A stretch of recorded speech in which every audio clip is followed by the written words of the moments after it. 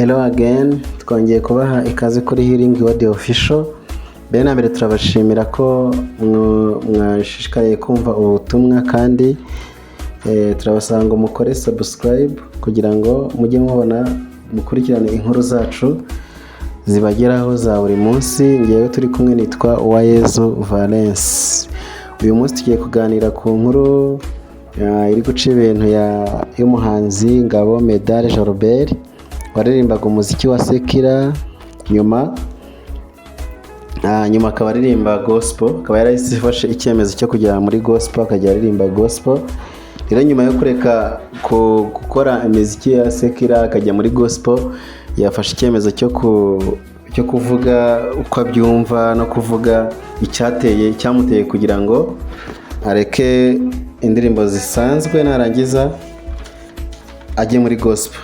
Mbere yuko abireka, mbere agitangira kuririmba indirimbo z'Imana, agisora indirimbo z'Imana, agitangira indirimbo y'Imana, hari yaririmbye ya mbere y'Icyongereza, indi arayiririmba nyuma arimbana na Adrien ndumva. Bamwe baravugaga ngo umugore yaramuhinduye, umugore yamuhaye inzaratsi, umugore yaramutegetse, umugore ngo abagore baragwira, umugore amurusha ijambo, ngo Meddy ni inganzwa n'ibintu byinshi. Ariko finally yagaragaje icyabimuteye, cyangwa se yasobanuye niki cyabimuteye. Niyo mpamvu amagambo akenshi aravugwa, ariko umuntu wese agira ukuri kw'ikintu kimubaho n'icyamuteye kuba yavuga ibi cyangwa se yakora ibintu. Umuntu burya ajya guhindura ubuzima yakoraga, ariko hari impamvu nyirizina cyangwa se gufata icyemezo, kuko ibintu yakoraga mbere byo muri Sekira byamuhaga amafaranga, yari afite izina rikomeye, yaririmbaga indirimbo z'urukundo, indirimbo nziza, ku buryo yaratangiye kumenyekana mu bihugu byinshi bitandukanye. Rero gufata icyemezo akavuga ngo ndetse ibintu runaka, ndetse indirimbo ziri Sekira nkinjira mu ndirimbo ziri gospel nkaririmbira Imana, hari icyemezo yari yabonye cyangwa se hari uburyo yari yahuye n'Imana mu buzima bwe bwa buri munsi, cyangwa se mu byo yari yagiye anyuramo mu buzima busanzwe. Dore ko yari successful mu buzima bwe, nta kintu yari akennye, nta kibazo yari afite cyane, ariko aravuga ngo uno munsi ngiye kwisabumitinga ku Mana, hari ibintu ndetse nkurikire Yesu. Tugiye kureba rero hamwe ni ibihe bintu byatumye yumva ashaka kureka indirimbo ziri Sekira akuma ashaka kurikira Yesu. Ni ibihe bintu cyangwa se akuma ashaka guhindura uruhande rw'indirimbo yabashaga kugira gute kuririmba. Umuhanzi Ngabo Medard Jalbert Meddy yavuze ko atitaye ku bakunzi be ba Sekira Music cyangwa se kubyo bari kuvuga, bamuvuga n'ibyo bamubwira, ko bavuga ko yatengushye umuziki cyangwa se umuziki wabo, ngo yasanze nta rukundo n'ubundi bari bamufitiye. we yavuze ko nyine abantu bamwikaga urukundo kwamufitiye, bamwe bakarira abandi bakagira gute, ariko ugasanga n'ubundi nyuma yaho nibo bahindutse bagahinduka abanzi be. Nabyo biri ibintu byatumye ashyira amaso kugera abango, ashyira ubwenge kugera abango, noneho reka mpindure nkurikira Imana. N'ubundi there is no production, nta musaruro ndi kubona muri ibi bintu ndi gukora, n'ubundi bifite cyangwa se ufite agaciro ugaragara. Ati nabonye benshi bakunda, nabonye abakobwa benshi bankunda, bamwe bakarira ngo barankunda. Ayo niyo magambo yagiye avuga, ariko nasanze ari amarangamutima, bikunda si urukundo nyakuri bankundaga. Ikindi yakomerera avuga ati abamvuga nabo kera twari inshuti, cyangwa se abari inshuti zanjye kera bamfasha muri Sekira n'abandi, ubu ngubu n'abanzi banjye, kuko rimwe na rimwe icyo bamukoragaho ntabwo bakikibona, deja birumvikana, ariko ntabwo bagateye umugongo umuntu kuko gusa yahinduye side y'ukuntu yumva ibintu. Ni bimwe nyine usanga bitugora mu buzima bwacu busanzwe bwa buri munsi. Kuba umuntu yahinduye uko yumva ibintu ntibisobanuye ko muhita mwangana cyangwa mushwane cyangwa mutandukane. Niba umuntu akubwiye ngo ibintu ndabibona gutya, si ngombwa uhita umwanga, kuko ariko usanga no ko ubibona ari byo bibi cyane, ari byo bibi. Niyo usanga nko kuba ngo habayeho marriage cyangwa se marriage ari byiza, usanga niba muri umuryango mufatanya mu bitekerezo, umwe akakubwira uko abyumva nawe ukamubwira uko ubyumva, hari usanga ibyo wumva ku giti cyawe byari bipfuye kurenza ibyo yakubwiye, nkuko nawe ejo hari usanga ibyo ari byo byari bifite imbaraga kurenza ibyo, ariko ibyanyu byose bifite imbaraga ariko bikeneye gukorera hamwe. Rero kuba yaravuze ngo bamindira uruhande ngiye muri gospel, abari inshuti ze bakabangoya, bakamwanga, bakamurwanya, bakamutuka, bakamuharabika n'ahandi, mwagiye mubona ukuntu bagendaga bavuga uburyo ngo ari inganzwa, ngo yagiye muri direction y'umugore kugeza ubwo yibagirwa status ye. Ariko hari ibintu bimwe nzi neza, ni uko izina rya Yesu iyo ryakugezeho rirakumvisha kandi rikakwereka n'uburyo ugomba kurikurikiramo.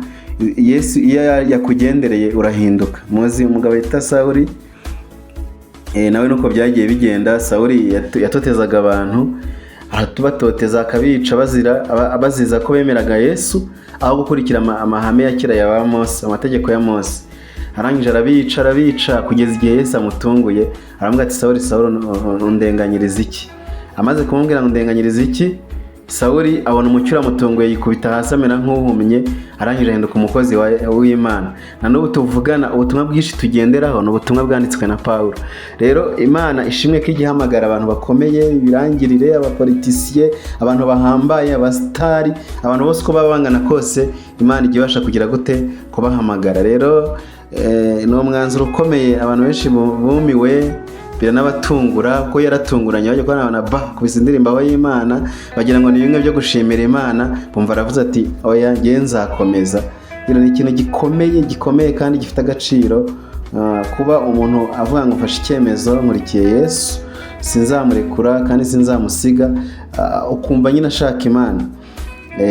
Ni ibintu bikomeye cyane. Reka wumve amagambo yari aririmba muri ino ndirimbo gato, turakomeza.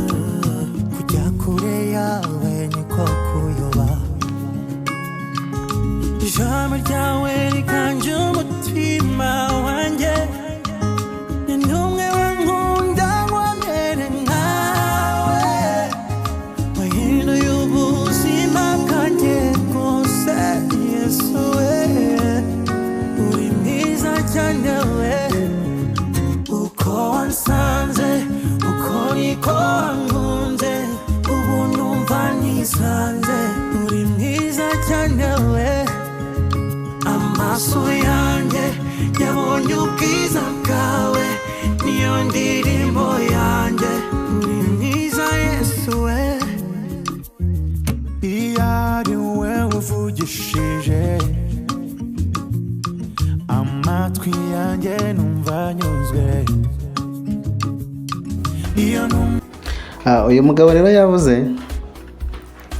yavuze ngo cyangwa se ahamya ko umuziki ukoranye no guhimbaza Imana suka ari umuziki ugenitse cyane, si n'umuziki wakurura ibyiyumviro by'abantu, kuko mu ino si yacu abantu benshi bakunda ibintu bisanzwe biri sekira kurenza ibintu biri gospel.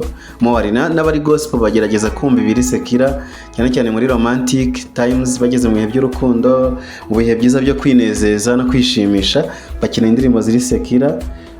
N'abantu bari muri sekira bisanzwe agiye mu ndirimbo z'Imana, ariko akenshi indirimbo z'isekira ziri popular, ziranumvikana, ziracengera cyane. Rero nawe yahamije ngo ntagaruka arizo zibyinitse, ziririmbitse neza, zimeze neza cyane, ahubwo ikintu kimwe na cyatumye mpindura, yavuze ati nuko nkeneye kuba umuntu w'umumaro ku Mana. Ushobora kuba uririmba indirimbo zisanzwe, ariko byaba byiza uririmba indirimbo zisanzwe ariko ugashaka n'urundi ruhande wakoramo umurimo w'Imana. Ushobora gufasha abantu, ushobora kwizera Yesu ukajya ukizwa, ugasenga, mbere ukajya mu bantu bakurikira Yesu, ariko ukabuzi ngo nibwo ibindi bintu wabibayemo, ariko ufite n'urundi ruhande rw'Imana, uburyo wemeramo Imana yawe. We rero wenda ntiyahisemo kubanga bifatanye, yizera Imana, aririmbe na sekira. Yaravuze ngo reka mese kamwe nkurikire umwami, nkurikire Yesu wenyine. Nicyo kintu yahisemo mu buzima bwe. Aravuga ngo ndahitamo gukorera Imana, ibindi bintu byose byo kuba ndaririmba sekira, ndaririmba indirimbo zisanzwe, aravuga ngo ngomba kuba mbiparitse. Ahitamo ikintu kimwe cyonyine, kandi kubw'umwanzuro bishobora kuba ari byiza. Kugira ngo wenda dusobanukirwe ibi bintu media yahisemo cyangwa n'umwanzuro, reka twumve Abafilipi 3:8. Soma ijambo ry'Imana turyifashishe. Abafilipi 3:8 haranditse ngo ndetse n'ibintu byose mbitekereza ko ari igihombo kubw'ubutunzi butagira akagero, aribwo kumenya Kristo Yesu. Kubw'uwo nahombye ibyanjye byose, ndetse mbitekereza ko ari amase kugira ngo ndonke Kristo Yesu. Ahangaha murumva ko Paulo nawe ubwe yafashe ibintu byose ngo abitekereza ko ari igihombo. bivuze ngo hari ibintu Pawulo yari yaragezeho, ibigwi, imitungo, amafaranga, ubushobozi, ubwenge n'ibindi byinshi, luxury, kwinezeza, gusohoka, gutembera, ibintu byinshi cyane. Yari akunzwe, ari icyamamare mu matorero bamwubaha, mu masinagogi ya Kiyuda, ariko arangije baravuga ngo ibi ni ibintu, ni igihombo. Amenye ko hariho Yesu ageza abantu bamwe bakabona ko bahombye. Ubu umuntu akicuza igihe amacupa yanyweye, umuntu akicuza ibintu yamazemo, uburaya yamazemo, amajoro arara mu mihanda atambitse, ahagaze n'ibindi byinshi, akumva aricujije, akumva yasubiza ibihe nyuma. Nawe Pawulo yaravuze ngo ibintu byose yahise abitekereza nk'igihombo agihura nka Yesu, ngo kubw'ubutunzi butagira akagero aribwo kumenya Kristo Yesu. Ikintu cyanejeje Pawulo afata ikintu cyemezo, ntabwo yagendeye ku bw'ijuru ritagira akagero, yagendeye ku byonyine kumva kumenya Yesu ni ubutunzi. Kubera iki? niho hantu haba amahoro. Nawe yavuze ngo ahantu honyine icyatumye nkurikira cyase njya muri buno buzima nuko nashaka amahoro, ikindi nuko nashaka kuba umuntu ufite umumaro ku Mana, pana kuma ngo ndi umuntu usanzwe, umuntu uraho, mbe umuntu ufite umumaro ku Mana, kandi ntahombera Imana. Rero yavuze ngo kubw'ubutunzi butagira akagero, niko Pawulo yavuze, ari bwo kumenya Kristo Yesu. Kubw'uwo nahombye ibyanjye byose, ndetse mbitekereza ko ari amase kugira ngo ndonke Kristo. Hari igihe bisaba ko uhomba ibintu kugira ngo Kristo aze mu buzima bwawe byuzuye, bitewe nuko hari igihe Yesu ushobora kumubona ari kuza, ariko hari ibindi bintu bishobora kukubuza kumutunga, cyangwa se bikamutsikamira n'ubundi ntagaragare mu buzima bwawe, bikagusaba ko hari ibintu ubura, cyangwa se ujugunya, cyangwa se wirengagiza, kugira ngo ahari ubashe kugira gute kubona Yesu, cyangwa se kubana na Yesu ku mwuzuro. We yafashe ibintu byinshi abibona nk'amase, aravuga ati ibintu ntacyo bimariye ntafite Yesu. Ajugunya ibintu byinshi asigarana Yesu, ajugunya ubutunzi bwinshi asigarana Yesu, ajugunya ukuryoshya no kunezerwa kwishi asigarana Yesu. Ibi sinkubwiye ngo wabireka cyangwa wabisiga, biterwa n'amahitamo yawe. Ndabizi ko hari igihe ushobora gusigarana ubuzima n'ubundi bunyuzwe bwishimye, ariko na Yesu ukamugira. Ariko hari ibintu bimwe na bimwe bitajya bibangikanywa na Yesu, hari igihe ubisiga. Ubwo twari turi kubabwira iyi nkuru kugira ngo mwumve umwanzuro Meddy yafashe, cyane cyane yabirimbye mu ndirimbo yiswe ngo Niyo Ndirimbo. Muri lyrics yaravuze ngo uko urushaho kunyigisha niko nanjye ngenda nkubahisha, uko urushaho kugenda unyigisha niko nanjye ngenda nkubahisha. Bivuze ngo yigishijwe n'Imana. Nasanze ari ryo banga ryo kugendera mu nzira zawe, ni nko kubanga izindi nzira nagenderagamo, nasanze nta kintu kirimo, cyase narishukaga, nkoresha ibyo ushaka gusa, bimpa amahoro n'umunezero, kujya nko kuyoba. Arangije aravango sinabasha kuba ijambo ryawe ntakureba, biganje umutima wanjye, kujya kure yawe ni wakunda ndamere nkawe.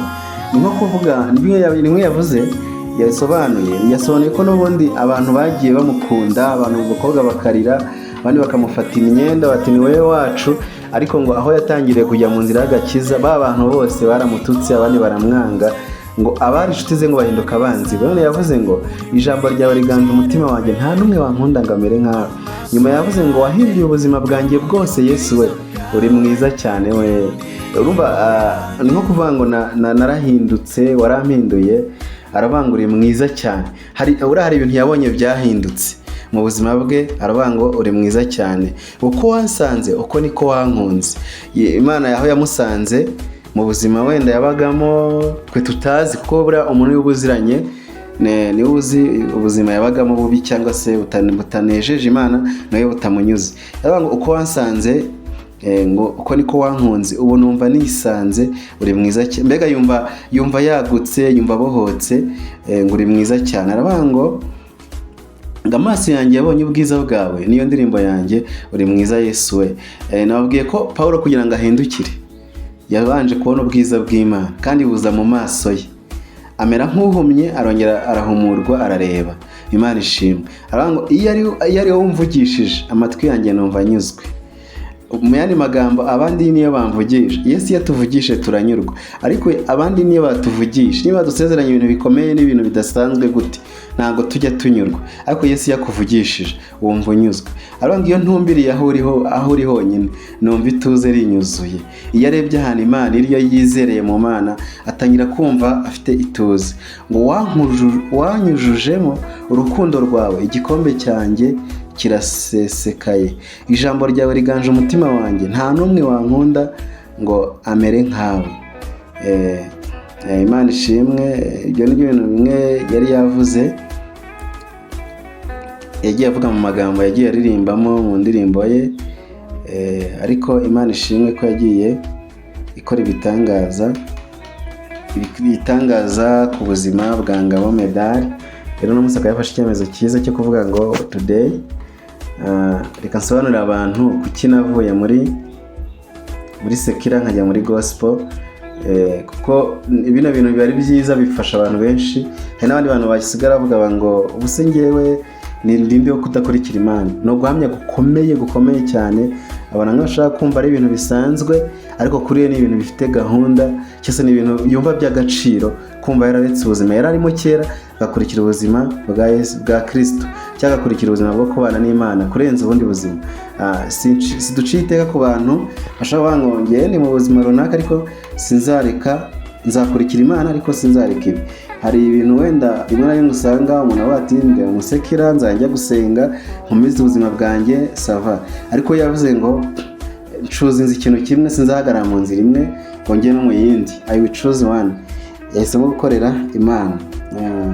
Imana iha umugisha Medard, kandi umwanzuro mwiza yafashe Imana izawukomeze cyane. Rero umuntu wese uri kunyumva kuri Healing God Official, ndagusaba gukora subscribe no gusharinga ubutumwa kugira ngo bugere hose kandi n'abandi babubone, kandi Imana iraguha umugisha.